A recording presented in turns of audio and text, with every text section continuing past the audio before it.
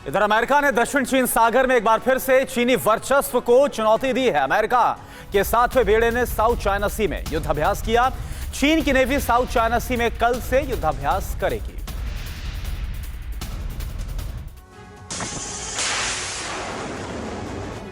दक्षिण चीन सागर में वर्चस्व को लेकर तनाव बढ़ रहा है। अमेरिका के युद्धपोत यूएसएस बेनफोल्ड ने फ्रीडम ऑफ नेविगेशन ऑपरेशन के तहत अभ्यास किया। इसका मकसद साउथ चाइना सी में सभी देशों के अधिकार, स्वतंत्रता और कानूनन इस समुद्री मार्ग का इस्तेमाल सुनिश्चित करना है। चीन को यहाँ रुकावट पैदा करने से रोकना है। दक्षिण चीन सागर में चीन समेत Vietnam, Taiwan, Malaysia, Philippines, Brunei जैसे देशों के अपने दावों से समुद्री मार्ग के इस्तेमाल के अधिकार का हनन होता है, जो ठीक नहीं है। इससे न केवल आवागमन में बल्कि व्यापार पर भी असर पड़ेगा। अमेरिका इसका विरोध करता है। अमेरिका की दलील है कि 1982 में बना law of the sea convention सभी देशों को समंदर के कानूनन इस्तेमाल का अधिकार देता है। ऐसे में चीन का साउथ चाइना सी में रुकावट पैदा करना और इस पर अपना दावा करना गलत है और अमेरिका इसका विरोध करता है। चीन ने ऐलान किया है कि 17 जुलाई से 20 जुलाई तक वो दक्षिण चीन सागर में सैनिक अभ्यास करेगा, इसलिए यहां से आने जाने पर रोक रहेगी। और रूस के खिलाफ अमेरिका और नाटो देशों ने आर्थिक पाबंदी लगाई है, लेकिन चीन अपनी दोस्ती के जरिए रूस के इस झटके से उबारने की कोशिश कर रहा है। यह रिपोर्ट देखिए।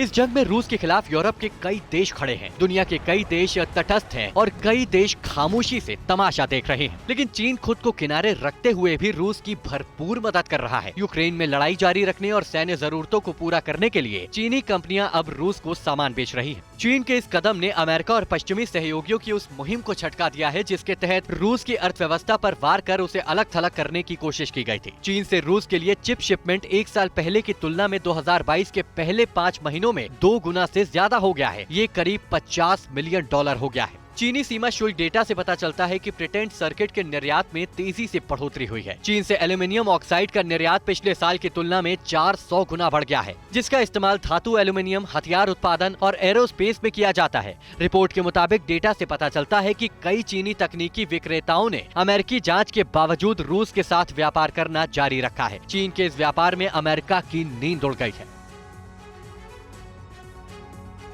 साउथ चाइना सी में चीन की एक्टिविटी पर अमेरिकी थिंक टैंक का बड़ा दावा है।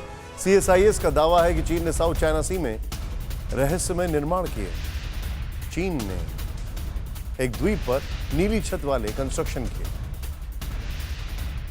चीन ने 2 द्वीपों पर बंदरगाह की लंबाई भी बढ़ाई।